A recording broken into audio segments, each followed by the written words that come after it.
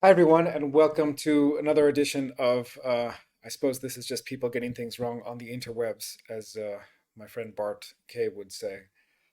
This one is particularly wrong and particularly annoying. So I haven't looked through it in entirety, but I just started to watch it. So we're talking about diet and vitiligo. Let's get to it. What should I eat? I have vitiligo. And if you prefer eating non-vegetarian diet, then what should you eat? Or why I am stopping you completely from eating non-vegetarian food? Okay, so she's given the game away in the first few seconds, which is that what she's going to recommend is a diet without what she describes as non-vegetarian food, what I describe as human food, which is meat. Okay, humans evolved to eat a diet of mostly meat. Okay, so what she's telling you is that if you have vitiligo, you shouldn't eat like a human, and I think we need to be extremely suspicious of that. So let's see what she's why. Let's see what her logic is. Maybe she has good logic. Hello everyone, I am Dr. Megha Chaturvedi from Dr. Health and I am here to clear up your doubts about vitiligo and the reason behind a doctor's advice to avoid non-vegetarian food. We are clearing up your doubts because we want you to be able to live a healthy life and receive timely medical attention. As you may already know, vitiligo affects melanin producing cells called melanocytes of your body, due to which color of your skin starts changing. As it is an autoimmune disorder, your body is attacking its own cells. So she's 100% correct. It's an autoimmune disorder. The body is attacking its own cells. What she is not saying is that the melanocyte itself looks a little bit like the the protein in gluten, right, in wheat. So for me, if someone's asking what's the first food to avoid, it's definitely not meat. The first food to avoid if you're worried about vitiligo and autoimmune disease in general is wheat. When these So melanocytes are again, affected, why the wheat? Because the gluten protein, again, it looks a little bit like some of these other things. First of all, gluten is just known to exacerbate autoimmune diseases in general. If you have vitiligo, you're more likely to have celiac and many other autoimmune diseases. So avoiding wheat is going to be hugely important anyway. But in the specific case of vitiligo, there's some theory that that gluten can actually be triggering the wrong response. The gluten, it's something called molecular mimicry. The gluten molecule in wheat looks a little bit like the melanocyte, and so the immune system is getting a little bit confused. I don't particularly agree with this theory, but this is one of the theories that's out there, is that the immune system is somehow getting a bit confused. they are not able to produce melanin. That is why white spots are visible on your body. Now, when you eat non-veg food, that is animal-based protein like chicken, mutton, beef, seafood, or anything else, then your immune system starts considering them like foreign objects or invaders in your body, thus attack them vigorously. In this process, your So what she's saying is like it's sort of the molecular mimicry idea, but it's definitely not these foods, definitely not meat. So actually, the only person I know who actually espouses this theory, who I would give some credence to as a scientist, is Dr. Stephen Gundry. He talks about a specific, I'm forgetting the, is it, I'm forgetting the specific sugar. It's a specific kind of sugar molecule that's different in humans and pigs and chickens than it is in beef, like in cows, right? And he talks about how when he tried to perform a heart transplant, this became a big issue in the 1980s or something. And so he recommends avoiding red meat in particular or limiting it. I have another video I've made on why I don't agree with his theory there, but at least it has some grounding in science. What she just told you is complete nonsense. Just because you eat something does not mean that those particles go into the blood and get attacked by the immune system. By the way, anytime you eat anything, there is some of that going on. That's why most of our immune system is in the gut. But why animal foods should be more prone to this than plant foods, she doesn't explain because she doesn't know, because she's wrong.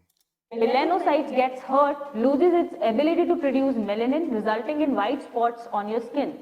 This becomes worse when you excessively consume non-vegetarian food that lead to spread of vitiligo all over your body.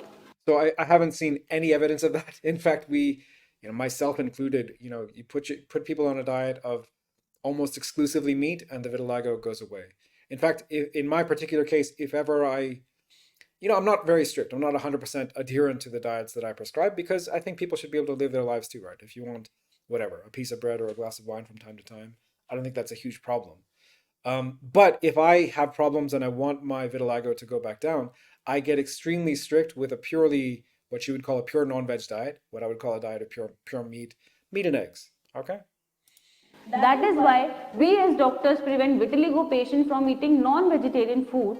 And if your body is lacking in omega-3 fatty acid, then consider taking omega-3 fatty acid capsules. So what she's acknowledging, now there's many different classes of nutrients that are only available in meat or animal foods, okay? One of them is omega-3s, which is mostly available in fish and so on. There are vegetarian omega-3s too, but they have to be converted.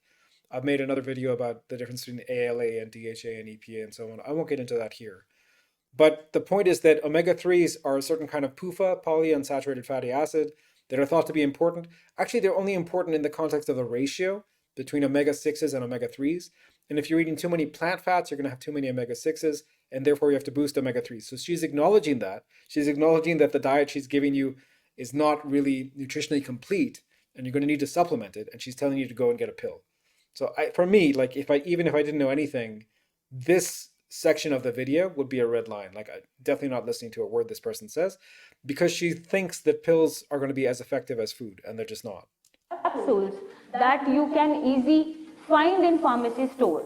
Another reason that we prevent vitiligo patients from consuming non-veg food is that if you are taking any type of steroidal treatment to treat your vitiligo, and if your liver is not functioning properly, or if there is LFT degradation, as I have seen in my patient, it is difficult for their body to flush out toxins, making their vitiligo even worse. When your liver doesn't function properly, become inactive and unable to perform filtration, then your blood will not be as pure as it should be, without which melanocytes fails to produce melanin. So the liver is not a filter, and describing the liver as a filter is extremely wrong. Now, what she's right about is that steroids and some of these other allopathic medicines, standard medicines that are given for vitiligo treatment, do affect the liver. 100% correct. So don't take them, right? The liver is very important for immune function. It's very important for a lot of things. And improving liver function will probably improve autoimmune responses, right? So I think in general, focusing on the liver is not a bad idea, but you focus on the liver by reducing carbohydrates and increasing good fats, pretty much. Because when you reduce carbohydrates, you have to increase fats for for reasons that I won't go into now, right? So I think the focus on the liver is a good idea, but how that's related to consumption of meat, I don't think she's doing a good job of explaining why she thinks that's the case. And I think she's wrong that it's the case. When your liver is not working correctly, and if you take any treatment during this time, it will not be absorbed into the body. Thus, to keep your liver healthy, we advise our patients for dietary modifications. For healthy issues, absolutely. If you want to keep your liver healthy, modify your diet. Consider a high-fat ketogenic diet, something similar, a purely carnivorous diet if you want to go that far, totally fine. Recommended, in fact. And healthy functioning of the liver, we abstain vitiligo patients from eating non-vegetarian food. The third reason could be that our diet allowances depend on the type of treatment you are taking. Dietary restrictions are different from different type of treatment. For example, an allopathic doctor will not impose any dietary restrictions and will allow all food items. However, homeopathic doctors or Ayurvedic doctors may have their lifestyle and dietary restrictions. So it's clear she has some background in Ayurveda, but people who actually know Ayurveda know that meat has always been very traditionally used for medicinal purposes within Ayurveda. I'm not familiar enough to say that, that's how an Ayurvedic doctor would treat vitiligo. I don't know enough to conclude that. But, this ideological bias against meat has no basis in science, even in Ayurvedic science, to the extent that Ayurveda is a science, which is debatable. Okay. According to Ayurveda, whatever we eat and drink directly impacts our body. So eating habits should be clean because it can affect your health and decide how healthy your body will be in the future. Therefore, if you believe in Ayurveda, you must follow these diet recommendations so that you can recover from vitiligo swiftly. I hope you find this video very helpful. So no, we did not find that video very helpful. Thank you very much. Listen, why am I going on about this person in this video? Most people who come to me, so a lot of people have been coming to me from my vitiligo content, which is fine, which is good. You're more than welcome to approach me on anything that you would like, any help you would like. That's what I'm there for. That's my job, right? Welcome to come to me. The problem is people are coming to me after they've already gone to 2 or 3 other people. And they're assuming that a vegetarian or a vegan diet or a diet that's high in plant foods is going to make their vitiligo better. And it makes it worse. Of course, it makes it worse. I could have told you that.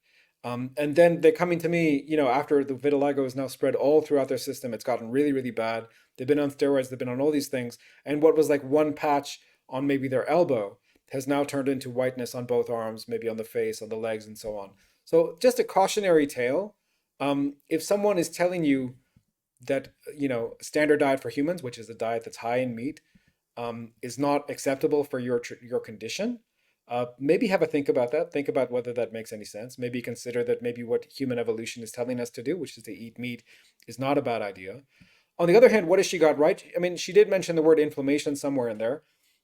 If you have a diet that's both high in fat and high in carbs, it will be a highly inflammatory diet, and it will make your vitiligo worse. There's no doubt about that.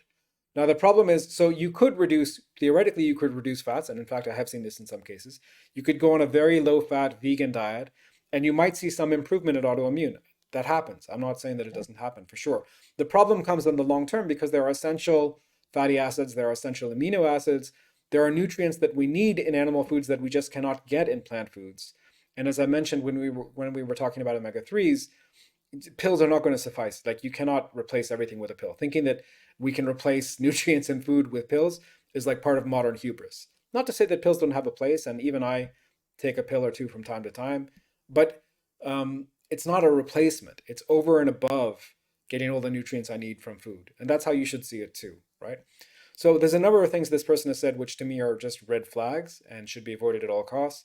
If you're interested in reversing your vitiligo, if you're interested in reversing autoimmune, I do have some spots coming up in the course that begins in July.